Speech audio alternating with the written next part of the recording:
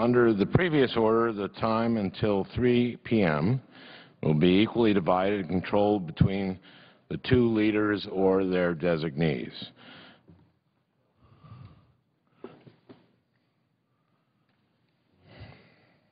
President. Senator from Rhode Island.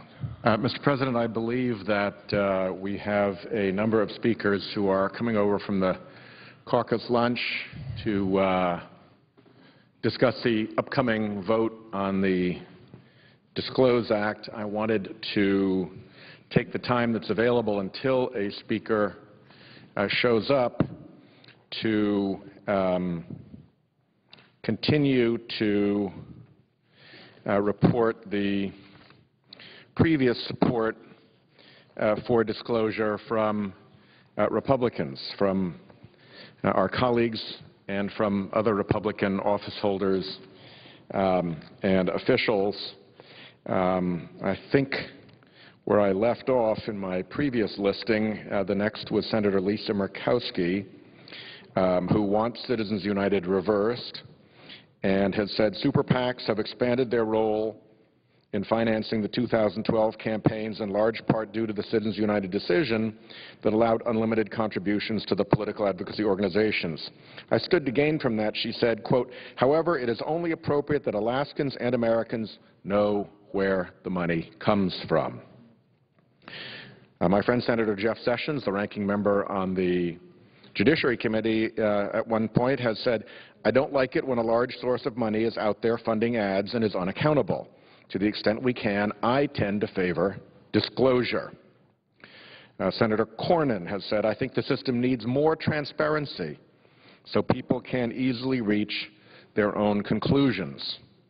Senator Collins has been quoted, Senator Collins believes that it is important that any future campaign finance laws include strong transparency provisions so the American public knows who is contributing to a candidate's campaign, as well as who is funding communications in support of or in opposition to a political candidate or issue. That's from The Hill. Senator Scott Brown has said a genuine campaign finance reform effort would include increased transparency, accountability, and would provide a level playing field to everyone. Senator Tom Coburn has said, so I would not disagree that there ought to be transparency in who contributes to the super PACs, and it ought to be public knowledge. We ought to have transparency. If legislators were required to disclose all contributions to their campaigns, the public knowledge would naturally restrain legislators from acting out of the current quid pro quo mindset. If you have transparency, you will have accountability. As I reported earlier today, the Republican Senate support for this goes to people who have left the Senate as well, and I would remark again on the extraordinary editorial written in the New York Times by Senators Hagel and Rudman. The House Speaker has said this, Representative Boehner, I think what we ought to do is we ought to have full disclosure. Full disclosure of all of the money that we raise and how it is spent. And I think that sunlight is the best disinfectant. Representative Eric Cantor, who's the majority whip, I believe, has said, anything that moves us back towards that notion of transparency and real-time reporting of donations and contributions, I think would be a helpful move towards restoring the confidence of voters. Newt Gingrich has called for reporting every single night on the Internet when people make political donations. Mitt Romney has said that it is an enormous, gaping loophole if you form a 527 or 501c4 that you don't have to disclose who the donors are. Well, this is a chance for our colleagues to close that enormous gaping loophole that their presidential nominee has pointed out. One of my favorite comments is by Mike Huckabee. Mike Huckabee said, I wish that every person who gives any money to fund an ad that mentions any candidate by name would have to put their name on it and be held responsible and accountable for it. He went on, and it's killing any sense of civility in politics because the cheap shots that can be made from the trees by snipers that you never can identify, the cheap shots that can be made from the trees by snipers that you never can identify. Let me give an example of that. In the newspaper, I think this morning, the New York Times, just one quick story while I'm waiting for my colleagues to appear. I'm just going to read from the article some parts of it. In early 2010, a new organization called the Commission on Hope, Growth, and Opportunity, with a name like that, you know it's got to be bad in this environment, filed for nonprofit tax-exempt status, telling the Internal Revenue Service it was not going to spend any money on campaigns. Weeks later, tax-exempt status in hand, as well as a single $4 million donation from an anonymous benefactor, the group kicked off a multi-million-dollar campaign against 11 Democratic candidates, declining to report any of its political spending to the Federal Election Commission, maintaining to the IRS that it did not do any political spending at all, and failing to register as a political committee required to disclose the names of its donors. Then, faced with multiple Election Commission and IRS complaints, the group went out of business. As Citizens for Responsibility and Ethics in Washington said, this organization, CHGO, the Commission on Hope, Growth, and Opportunity, CHGO story is a tutorial on how to break campaign finance law, impact elections, and disappear, the political equivalent of a hit and run. A cheap shot from the trees by a sniper you can never identify, and to this day, no one has ever identified the $4 million donor that funded those. I see that the Senator from New Jersey is here. I am delighted to yield to him so he has a chance to make his remarks. I yield the floor.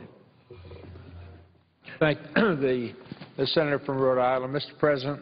Senator from New Jersey. Yesterday, we witnessed quite a sight here. Not a single Republican was willing to stand up to oppose secret money in elections.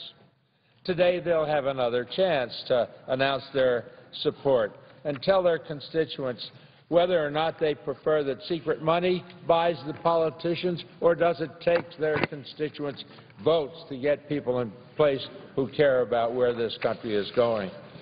Republicans will have a chance to show Americans where they stand with millions of individual voters or with a few billionaires who seek to drown out the voices of our citizens by using secret money. Yesterday, I came to the floor to present the identities of two of the biggest supporters of secret money in politics, David and Charles Koch. Now, they're also joined, we read yesterday in the papers, heard in the news, about a fellow named Sheldon Adelson, who's bringing money earned from Chinese gamblers in Macau to buy American politicians. That's some deal. The Koch brothers are putting together a secret group of wealthy friends who will spend $400 million to manipulate the upcoming election. This effort is one of an egregious example of the flood of big secret money into our politics. And this unaccountable money is spent with a clear goal of determining our laws and deciding our elections and the policies that this country will follow in the future. The Koch brothers, here they are so set on picking their preferred politicians. Too bad. Country of 300 million, over 300 million people, and these two fellows want to decide who should run this country of ours. Koch Industries controls oil, chemical companies that do business around the globe. And so what do the Koch brothers and their anonymous friends want from politicians who benefit from their secret money? They want laws that benefit the companies like the ones that they own, even when those laws come at the expense of millions of other Americans. I think the reason's clear. They want people in office who will put their special interests above the public interest. These brothers run Koch Industries, giant international conglomerate, and one of the largest privately held companies in the world. Koch brothers, take another example, secret money. Americans for Prosperity has opposed EPA's new American pollution standards. These historic standards will prevent 130,000 asthma attacks, 4,700 heart attacks, and up to 11,000 premature deaths. And Americans for Prosperity, funded by secret money, oppose the rule that will save these lives. They'd rather have the money. We know what millions of people who live near power plants want. They want the plants to clean up their acts and stop poisoning them and their neighbors. The Kochs and industry lobbyists argue that these standards just cost too much. What is the value of a life to these guys? Let them answer the question publicly. Turn in the secret money and let the people across our country decide who they want in the Senate, in the House, and in the White House. How much poorer is our society when children are born with developmental problems? A child born with pollution in their body is set back from day one. That child's potential is stunted before they have even taken their first breath. Polluters just ignore the cost to American families. They think their right to pollute is more important than the average person, that children in our country have the right to breathe. It's foul play if you've ever seen it. Put your money up, take fresh air away from young people. Create problems that the mercury in our environment does. Mr. President, secret money in politics makes it possible for polluting companies to spend millions of dollars influencing elections, and the American public is kept in the dark. So I say to my Republican colleagues, let your conscience rule your decision. Let's tell the truth. I wish that the vote could say, yeah, I want secret money to continue being spent. They wouldn't dare to use that language. So come on, guys. They're good people over there. Let's shine some light on who's pulling the strings in this country. Is it the people or is it the money that makes the difference in the way this society functions? I yield the floor. President. Senator from Alabama. Mr. President, I'd ask y'all be notified after 5 minutes. Without objection. Mr. President, I understand we're going to have a second vote on the Disclose Act. It got only 51 votes previously. It would need 60 to move forward to passage. It's not likely to happen. I know our Democrat colleagues were down here last night into the midnight hour talking about the Disclose Act, which is political, campaign-related, significant differences of opinion about, and it's not going to pass. So I'd like to ask my friends and colleagues, what is it we ought to be disclosing here? Is it some individual, the amount of money some individual American made honestly and spent? Or maybe there's some other things we ought to disclose. I would say this Senate ought to disclose to the American people what its budget plan is for the future of this country. We haven't had a budget in 3 years. Senator Reid said it would be foolish to bring up a budget. Foolish because we don't have time. We have time to spend all night last night or half the night, have a second vote on the same bill again today. Why don't we spend some of that time on something really important, like dealing with our $16 billion debt? Why don't we disclose, why don't our Democratic leaders disclose to us what their plan is to deal with this surging debt? A debt that's increasing at $1.3 trillion a year. Unsustainable, as every estimate we've ever been told and witnessed is testified to before the Budget Committee and other committees, unsustainable. Yet they refuse to even lay out a plan for how we're going to confront that. The House has. They laid out a really historic plan. Congressman Ron and his team in the House has passed a long-term budget plan that will alter the debt course of America and put us on a responsible path. Not so in the Senate, even though they talked about in secret amongst themselves that they had a plan. Well, let's disclose it. Why don't we have a disclosure of it? And October 1st, coming up pretty fast, particularly since we're going to be in recess virtually the entire month of August, and it looks like the entire month of October. So by October 1st, the United States Congress has a duty and a responsibility to pass legislation that funds the government, because the new government fiscal year begins October 1st. Senator Reid just announced he's not going to produce a single appropriations bill. There are 13.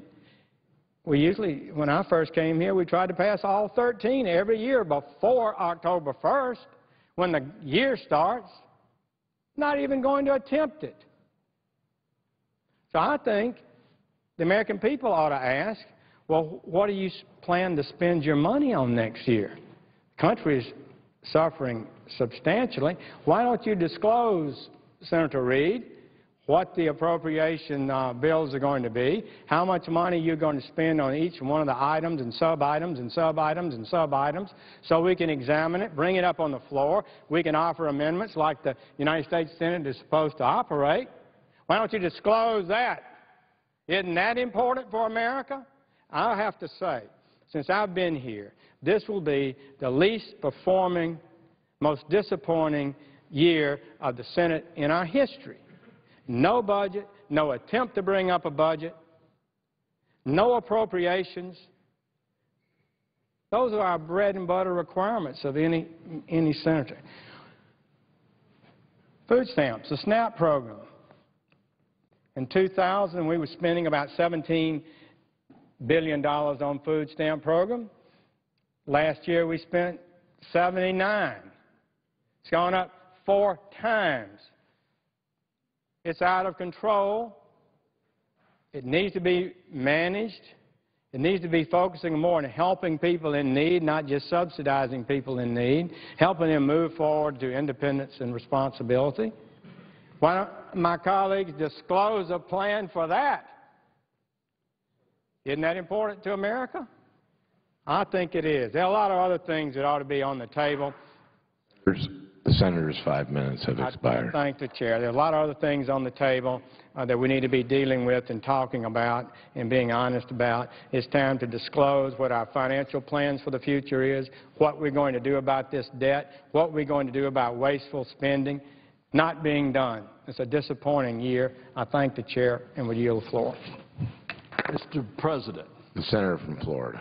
Mr. President, lest we get totally off track here, and before the senator from Alabama leaves the chamber, I want to thank him and congratulate him. The system works when Democrats and Republicans come together. As the senator from Alabama and I have worked on many things together, including the nation's national security, so too, just recently, the Senate showed how it could work on the Restore Act on the Gulf of Mexico when we added this act that will direct the fine money that will be imposed by a judge in New Orleans we directed that fine money to come back to the people and the environment and the critters of the Gulf. And that passed in this chamber 76 to 22, a huge bipartisan vote. I've had the privilege of working with a senator from Alabama on many other things, including the times that the two of us led the Strategic Subcommittee in the Armed Services Committee on some of the nation's most significant things, such as our overall strategic umbrella protecting this country. And there again, it was Democrats and Republicans working together. So to hear a lot of the rhetoric, someone outside of the Senate would think that we are totally in gridlock. That has not been the case. However, we come to a point of gridlock again because of the Senate rules requiring 60 votes to shut off the debate so that we can go to this bill called the Disclose Act. Now, what the Disclose Act does is common sense. It's common sense to say if you're going to affect the political system by giving money to influence the votes at the end of the day in an election, all the campaign laws say that you have to disclose that money. And but for a 5-4 Supreme Court decision, which is contorted at best and is way over the edge at the very least, its ruling comes up and says outside, because of freedom of speech, outside of the political system, you can make advertisements, you can speak freely, in other words, by spending money, buying ads, and you don't have to disclose that. And oh, by the way, that whereas the campaign finance law prohibits in the federal elections corporations from donating, this contorted Supreme Court decision says that that can be corporate money and it doesn't have to be disclosed. Well, that's what we're seeing, an abundance of that kind of political speech right now in all of these attack ads.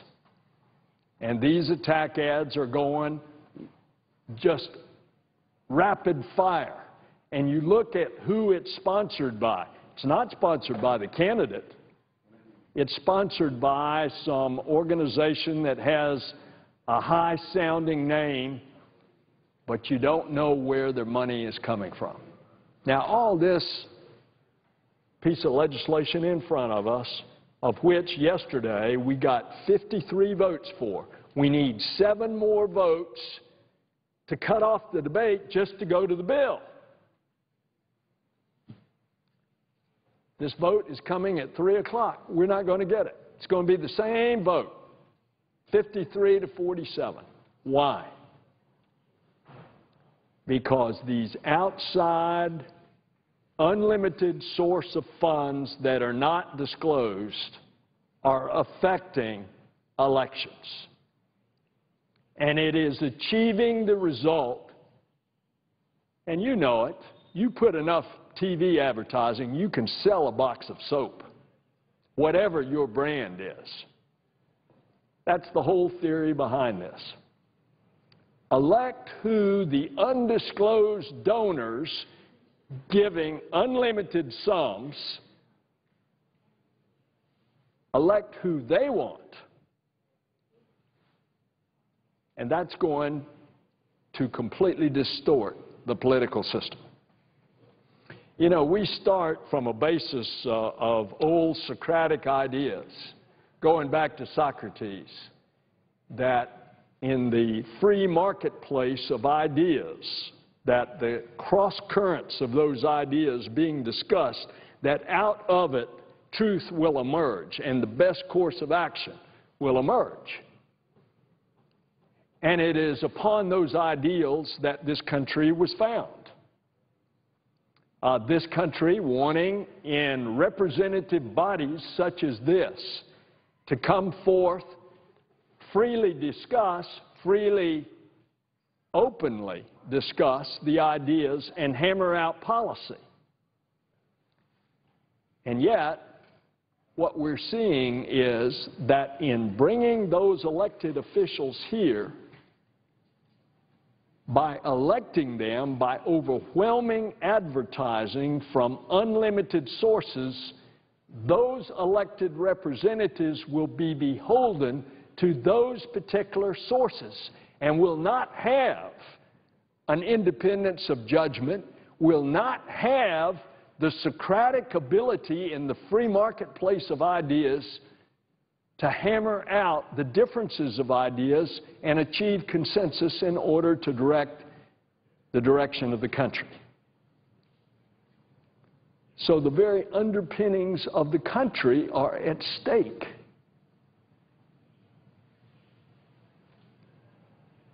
Now, why is this being fought?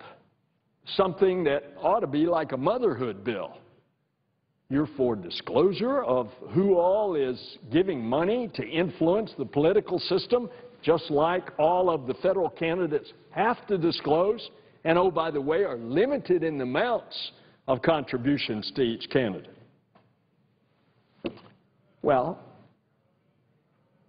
what is such common sense is being thwarted if this legislation were to pass and they had to disclose who is giving the money.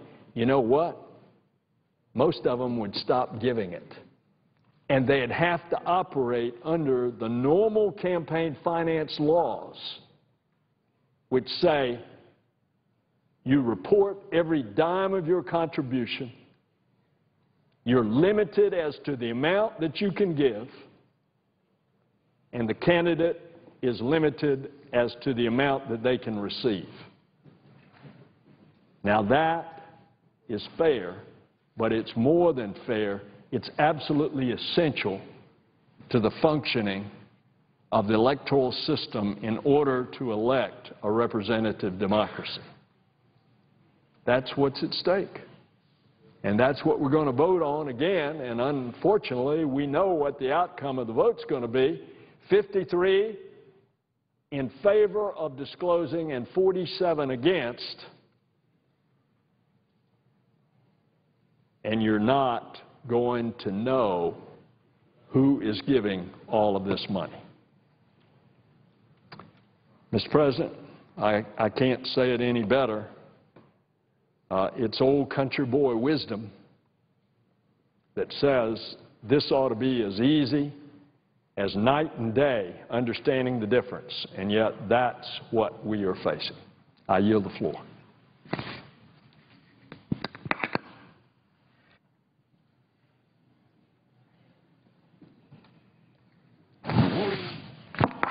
Mr. President.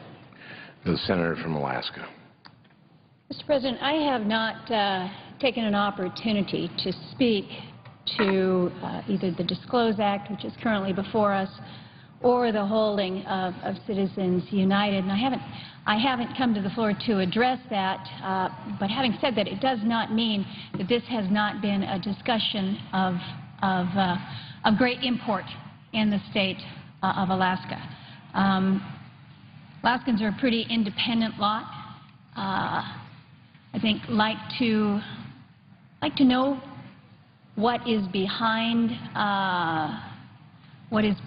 certain initiatives, certainly when it comes to the financing of campaigns. They want to know where and when and how and why, and that's appropriate.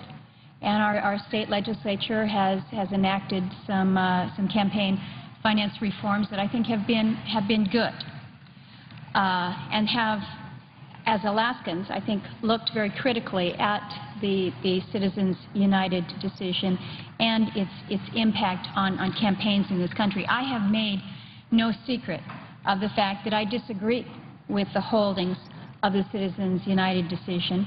It makes it possible for individuals and business entities to make contributions in any amount at any time to independent efforts to elect candidates at the federal, the state, and the local levels. I think this decision not only overturned longstanding federal law, it also, to a certain extent, displaced state laws, including the laws in my own state of Alaska, which barred corporate participation in state elections. It gave birth to a new form of political entity. We all know it. We're all talking about it now, with particularly with the presidential elections. This is the super PAC, a vehicle for large donors. And when we're talking about large donors, we're not just talking about donors that can put forth thousands of dollars. We're talking about donors that put forward multi-millions of dollars to donors, and it's done to influence the American political process in secret by contributing to organizations with very patriotic names, but they lurk behind post office boxes. There is an anonymity. There is a covering that I don't think that the American public expects nor respects. I believe strongly, I believe very strongly, that the Citizens United decision is corrosive to democracy, and at a very minimum, the American people who deserve to know who is really behind the organizations, who's funding them, what their real agendas are.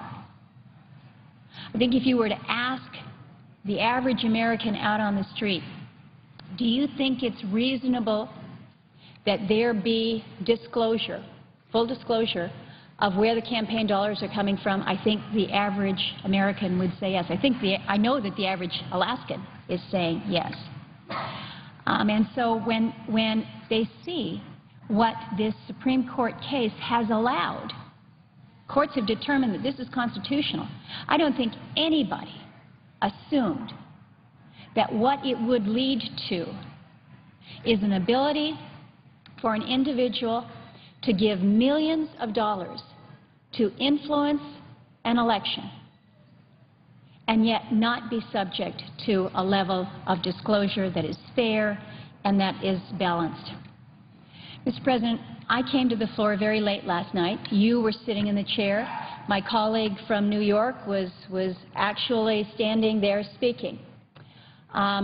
I flew in from Alaska. I left at 7 o'clock in the morning, and my plane touched down at about 10:15 last night. And as I landed, I looked and I saw the lights of the Capitol on. I knew somebody was still home. And I drove home.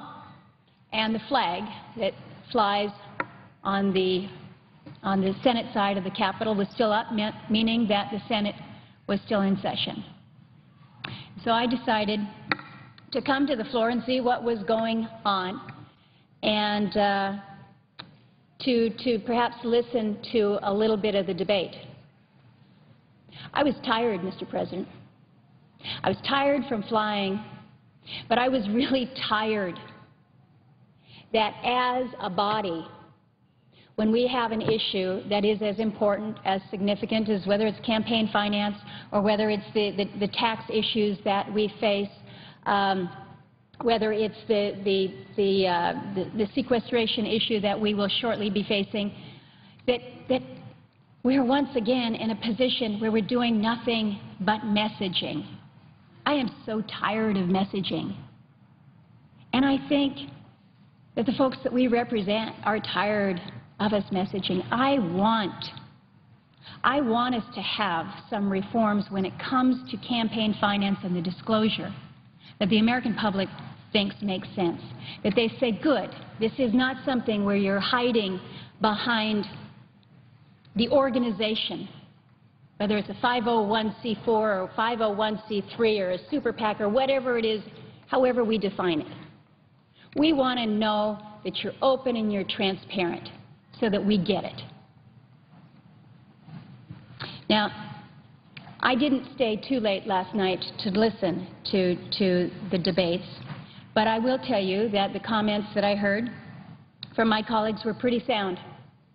For the life of me, I can't fathom why it is appropriate that the name, the address, the occupation of an individual that makes a contribution of between $200 and $5,000 to Lisa Murkowski's committee must be disclosed. That's what is required under the law. But somehow or other, there's a constitutional right for someone who gives $1 million, $15 million to an independent effort that either supports or opposes my election, that they can do so in secrecy. They can do so in a way that is not subject to disclosure. I don't think that makes sense, and I don't think it would make sense to anybody else out there on the street. What's the difference? What's the difference? But I would also suggest to you, Mr. President, that the converse is true as well. I don't believe that the membership lists of whether it's the Sierra Club or it's the National Rifle Association or whether it's the NAACP, I don't think that those lists need to be made public because an organization has made a relatively small donation from its Treasury funds to independent efforts. Those who choose to affiliate with broad-based membership organizations deserve, I think, to have their privacy interests maintained. So you've got things going on both sides here. So again, what we should be doing in this case is trying to figure out where that balance is. Where is that fairness? And given that a $2,500 contribution to me as a candidate, the maximum that can be given to any candidate for any election has to be disclosed, I don't understand why, with this bill that's before us, the Disclose Act 3.0, sets the bar for disclosure of a contribution to an independent effort at $10,000. That doesn't make sense to me either. So I guess where I am at this point in time, recognizing that in a matter of minutes here, we're going to have yet another vote on Disclose under reconsideration. I do think that all of these issues need to be addressed in a Disclose 4.0. Maybe we move to that next iteration, but that's not going to be happening here.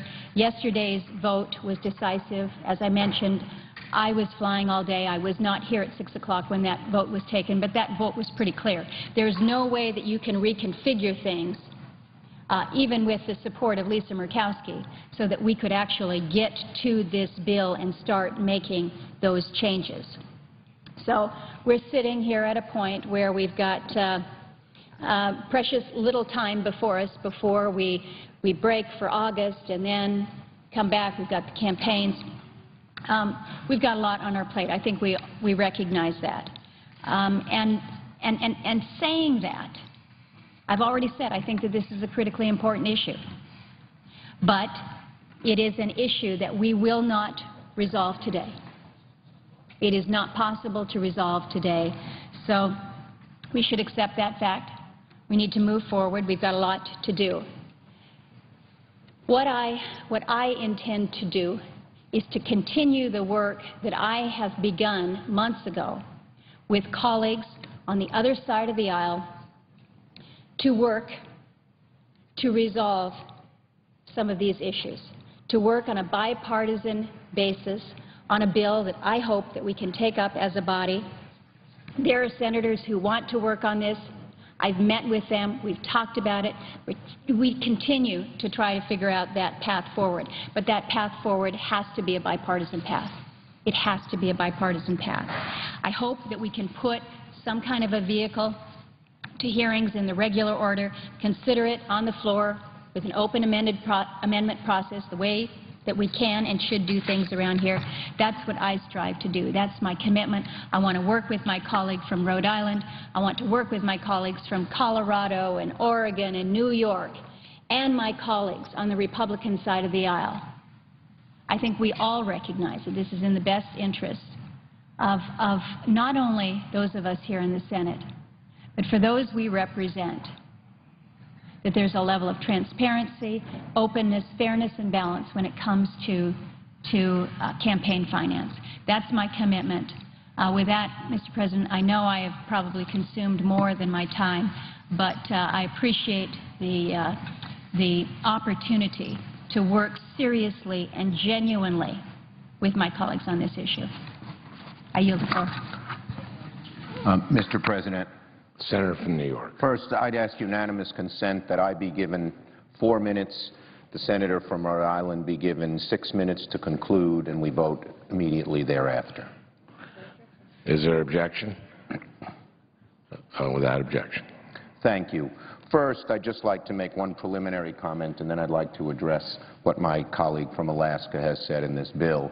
Just on a other issue, I've just heard that Vice President Cheney came to address the Republican caucus on our fiscal cliff.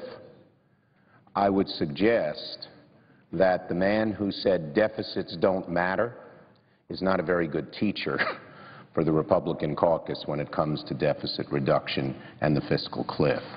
They could get better teachers than that. Now, as for this issue, first I want to thank my colleague from Alaska for her heartfelt comments. She is what we need. Somebody who cares about this issue, somebody who has great reach across the aisle, and somebody who's willing to work with us. It is true, it is obvious that we will not have the votes to win the Disclose Act. It is simple disclosure. We tried to make it under the leadership of Senator Whitehouse. I'll address that in a minute. We tried to make it as narrow as possible. We tried to deal with all the objections we heard about labor unions and other things. That's why there's a $10,000 amount, far beyond labor union dues of any union that I'm aware of. We tried to make it as down the middle as possible for simple disclosure. But I understand where my colleague from Alaska is coming from. I respect it, and I look forward to working with her. She might be the bridge we need, because mark my words, Mr. President, if we don't do something about this, we will not have the republic we know in 5 years. It's that simple.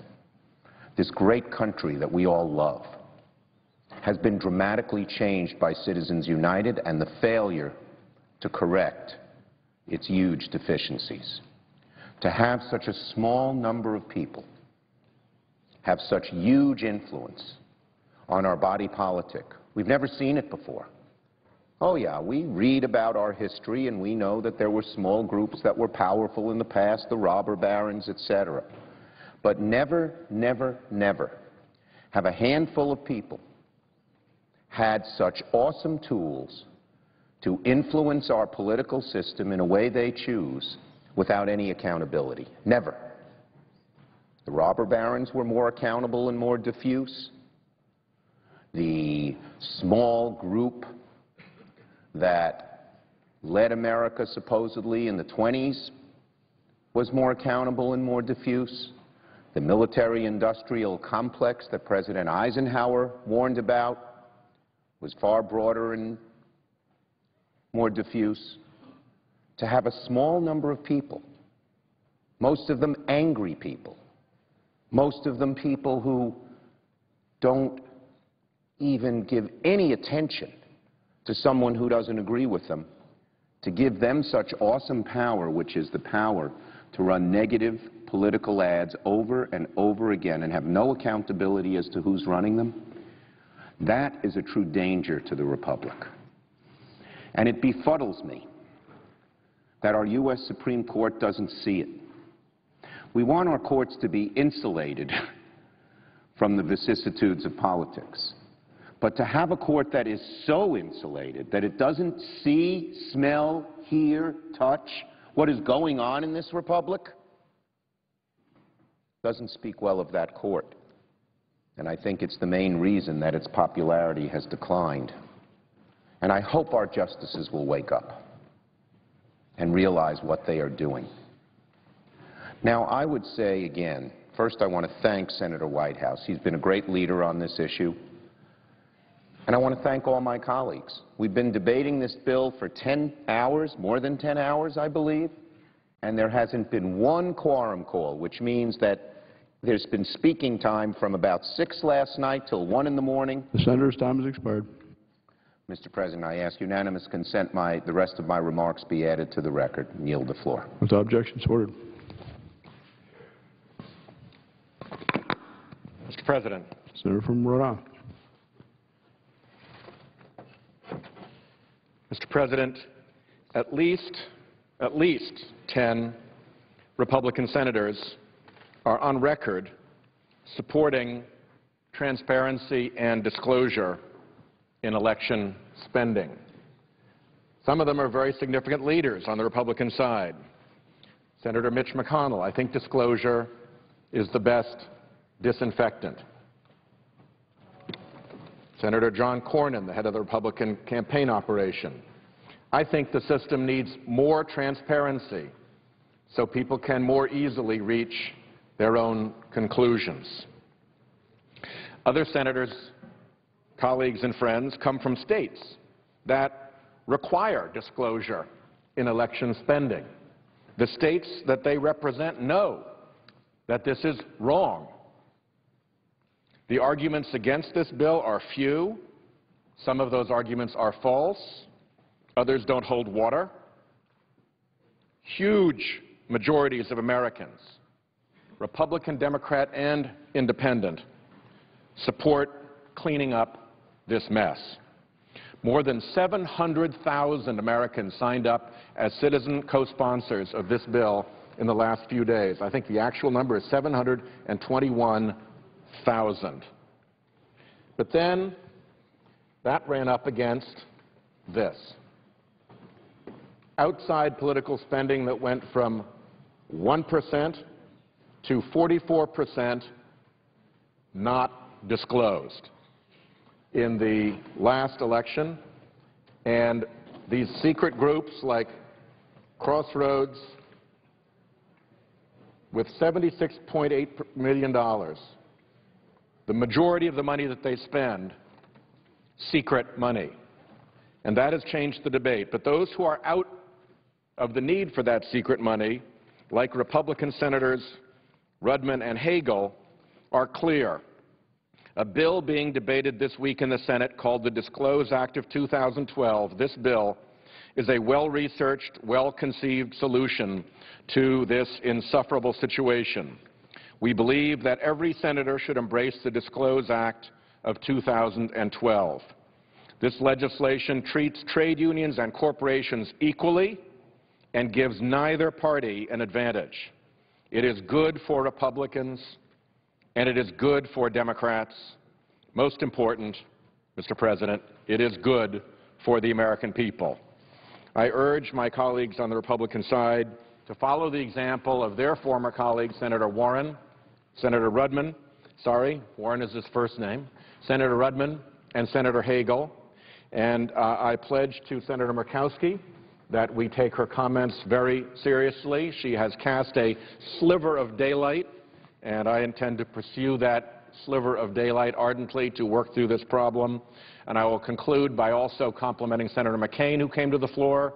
He believes that there is a benefit for unions in here that I do not see, that I disagree exists, but certainly he has a record of courage and determination on campaign finance that entitles his judgment to our respect. And I look forward to working with both of them and others. I yield the floor. I yield back our time. Under the previous order, the motion to proceed to the motion to reconsider the vote by which cloture was not invoked on the motion to proceed to S-3369 is agreed to, and the motion to reconsider is agreed to. The clerk will report the motion to invoke cloture. We, the undersigned senators, in accordance with the provisions of Rule 22 of the Standing Rules of the Senate, hereby move to bring to a close the debate on the motion to proceed to calendar number 446 S-3369, a bill to amend the Federal Election Campaign Act of 1971 to provide for additional disclosure requirements for corporations, labor organizations, super PACs, and other entities, and for other purposes, signed by 18 senators. By unanimous consent, the mandatory quorum call has been waived. The question is it the sense of the Senate that debate on the motion to proceed to S-3369, a bill to amend the Federal Election Campaign Act of 1971 to provide for the additional disclosure requirements for corporations, labor organizations, super PACs, and other entities, and for other purposes shall be brought to a close. The yeas and nays are mandatory under the rule. The clerk will call the roll. Mr. Akaka, Mr. Alexander, Ms. Ayotte, Mr. Barrasso, Mr. Baucus, Mr. Begich, Mr. Bennett, Mr. Bingaman, Mr. Blumenthal, Mr. Blunt, Mr. Bozeman, Mrs. Boxer, Mr. Brown of Massachusetts, Mr. Brown of Ohio, Mr. Burr, Ms. Cantwell, Mr. Cardin, Mr. Carper.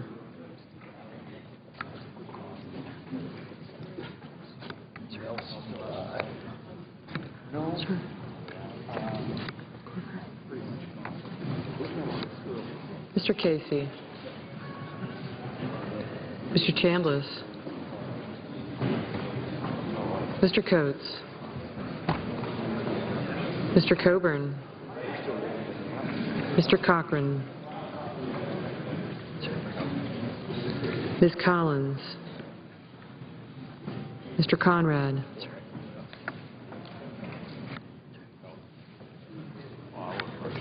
Mr. Coons. Mr. Corker. Mr. Cornyn. Mr. Crapo. Mr. Dement.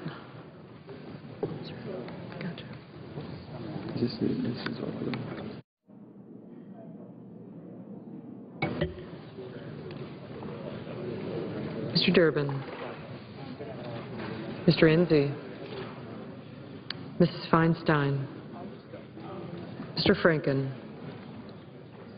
Mrs. Gillibrand.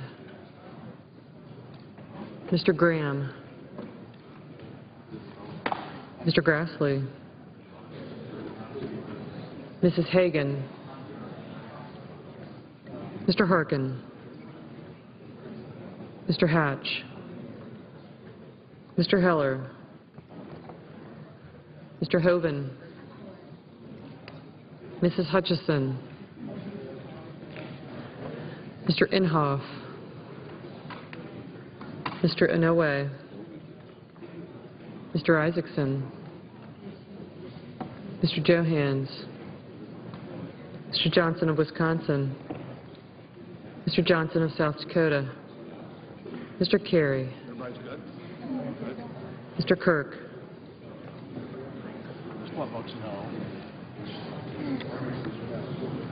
Ms. Klobuchar. Mr. Cole. Mr. Kyle. Ms. Landrieu. Mr. Lautenberg.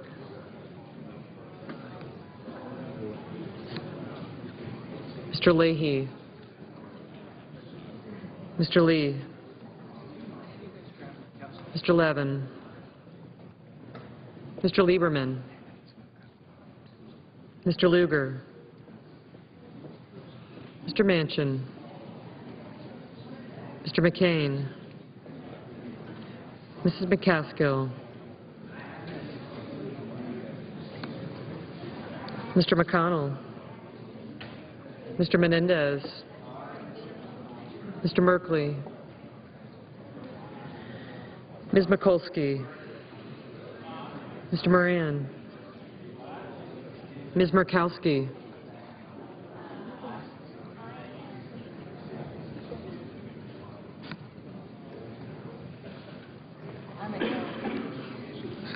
Mrs. Murray.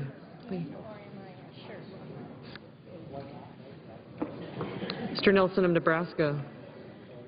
Mr. Nelson of Florida. Mr. Paul. Mr. Portman. Mr. Pryor. Mr. Reed of Rhode Island. Mr. Reed of Nevada. Rhode Island waiting for me out here. You were slowing me down. Mr. Risch. Mr. Roberts. Mr. Rockefeller. Mr. Rubio. Mr. Sanders. Mr. Schumer. Mr. Sessions. Mrs. Shaheen. Mr. Shelby. Ms. Snow.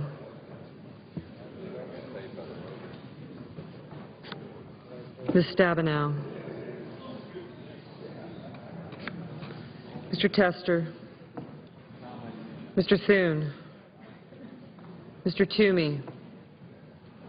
Mr. Udall of Colorado, Mr. Udall of New Mexico, Mr. Vitter, Mr. Warner, Mr. Webb, Mr. Whitehouse, Mr. Wicker, Mr. Wyden.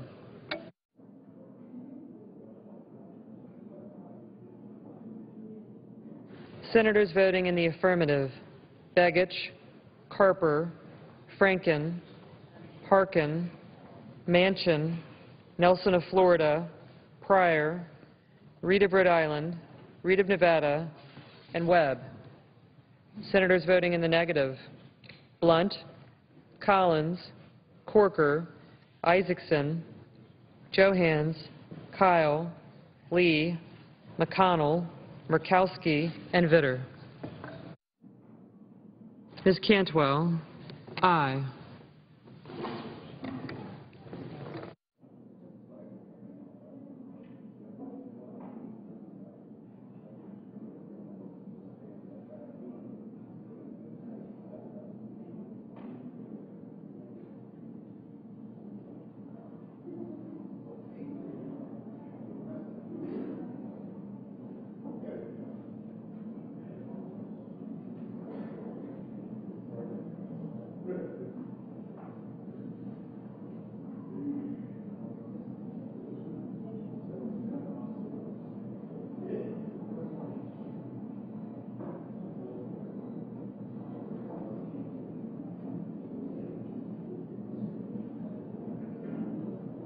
Mr. Bennett. Mr. Bennett, aye. Mr. Cole. Mr. Cole, aye.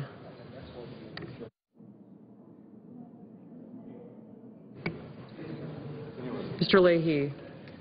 Mr. Leahy, aye. Mr. Inouye. Mr. Inouye, aye.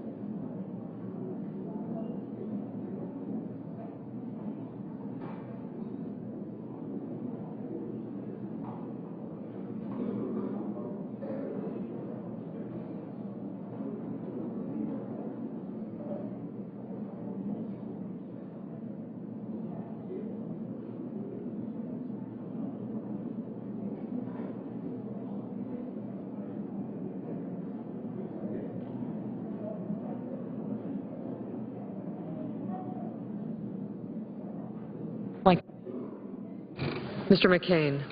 Mr. McCain, no.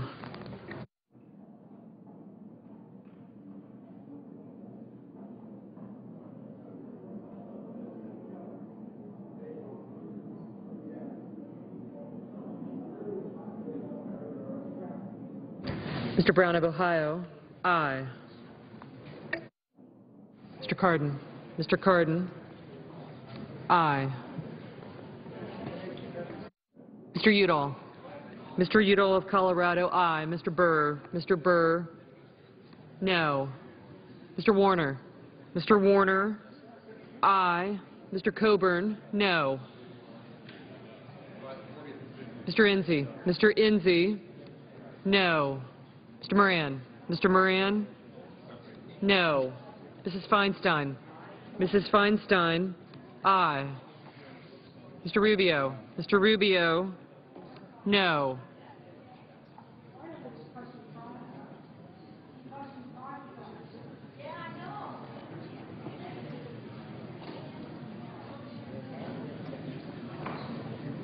Mr. Conrad. Mr. Conrad, aye. Ms. Mikulski. Ms. Mikulski, aye.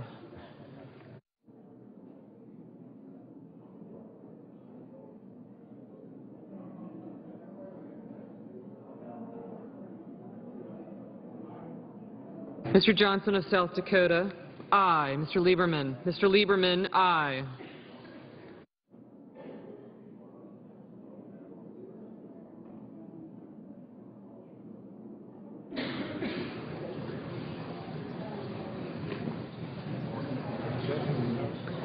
Mr. Brown of Massachusetts, no. Mr. Cochran.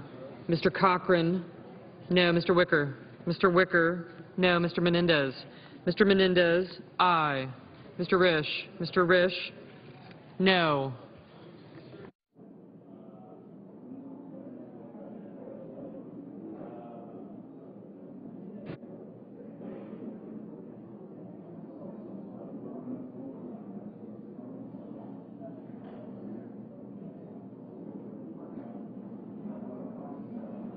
Mr. Lugar. Mr. Lugar, no. Mr. Inhofe. Mr. Inhofe, no.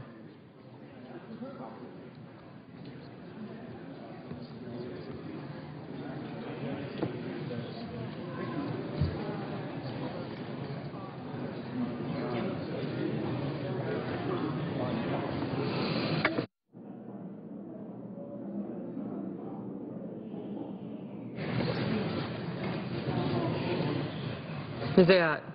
Ms. Ayotte, no. Mr.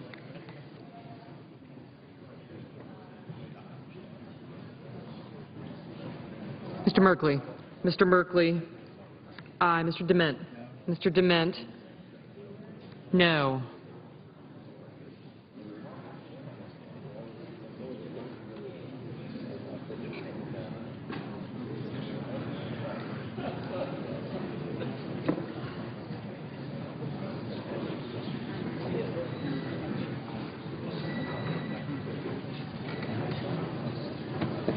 Mrs. Murray.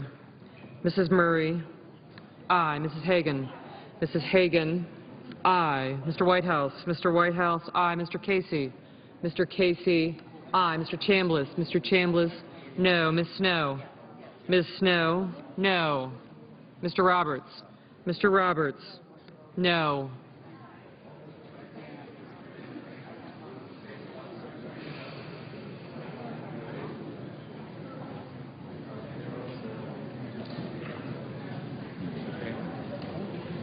Mr. Cornyn. Mr. Cornyn, no.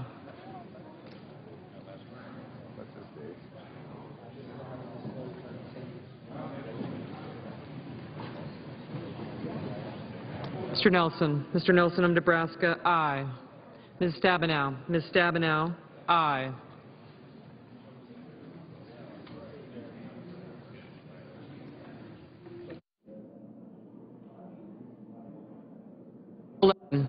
Mr. Levin, aye. Mr. Baucus. Mr. Baucus, aye. Mr. Wyden. Mr. Wyden, aye. Mr. Sanders. Mr. Sanders, aye. Mr. Grassley. Mr. Grassley, no. Mr. Tester. Mr. Tester, aye.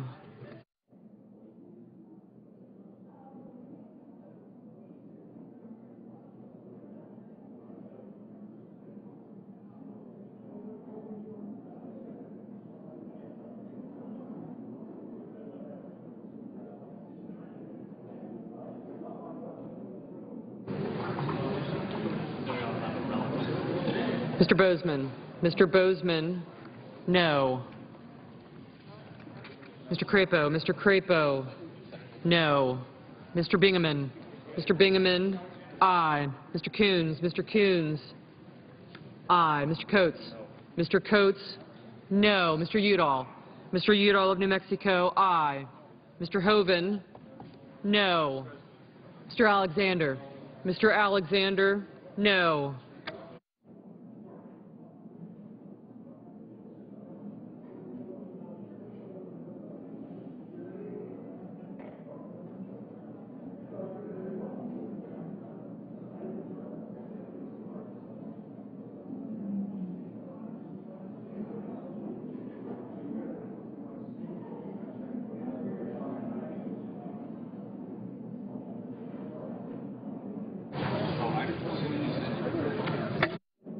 Mr. Graham. Mr. Graham, no.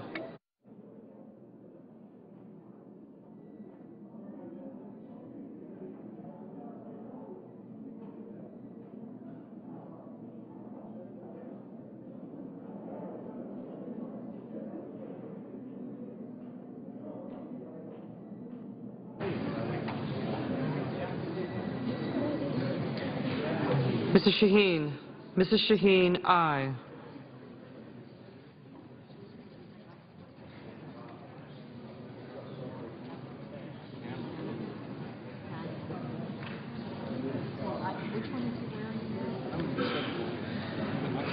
Mr. Toomey. Mr. Toomey, no.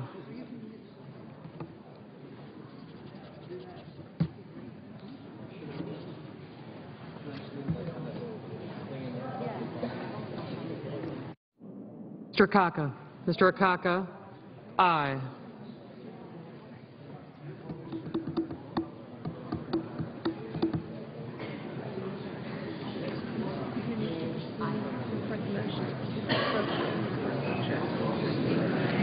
Yeah, that's cool. Yeah, that's cool, thanks.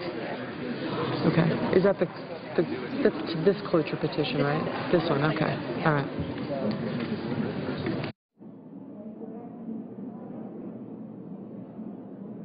Mr. Hatch. Mr. Hatch, no.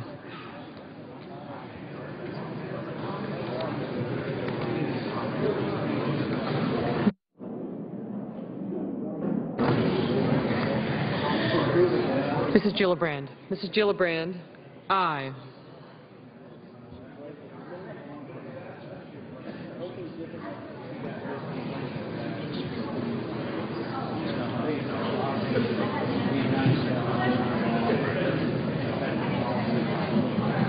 Mr. Durbin.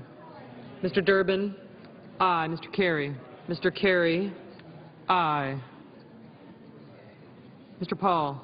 Mr. Paul, no. Ms. Landrieu. Ms. Landrieu, aye.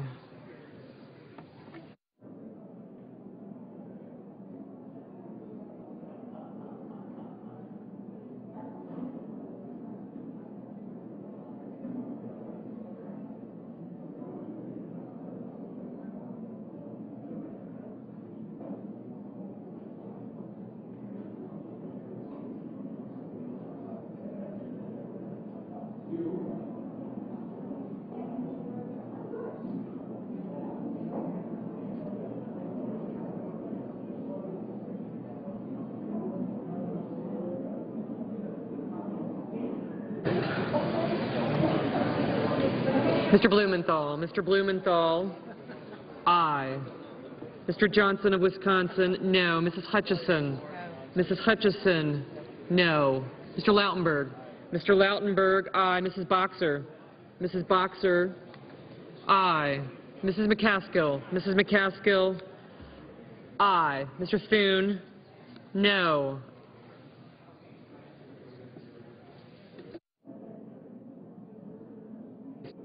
Mr. Rockefeller. Mr. Rockefeller, aye.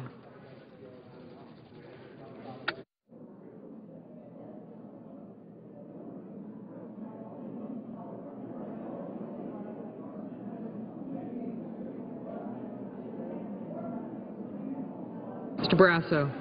Mr. Barrasso, no.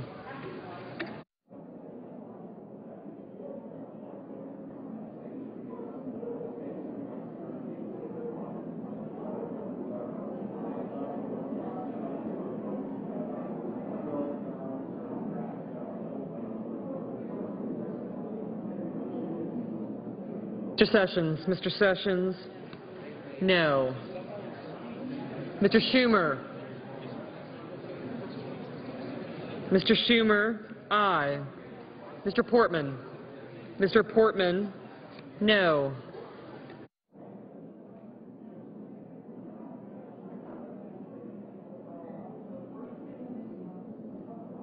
Ms. Klobuchar. Ms. Klobuchar, aye.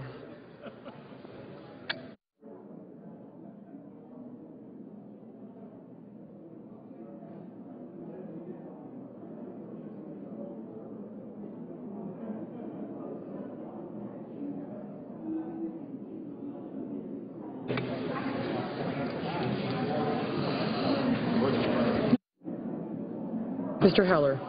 Mr. Heller, no.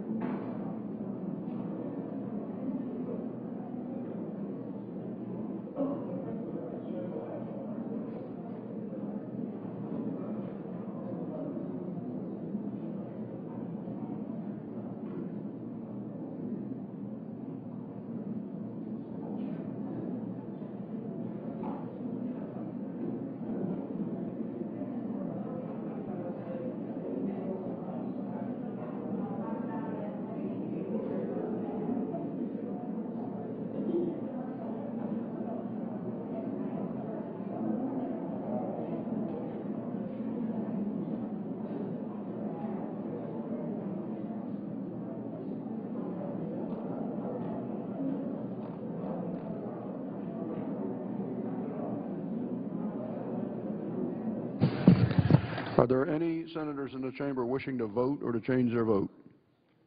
If not, on this, the yeas are 53, the nays are 45. 3/5 of the senators duly chosen and sworn not having voted in the affirmative. The motion upon reconsideration is not agreed to.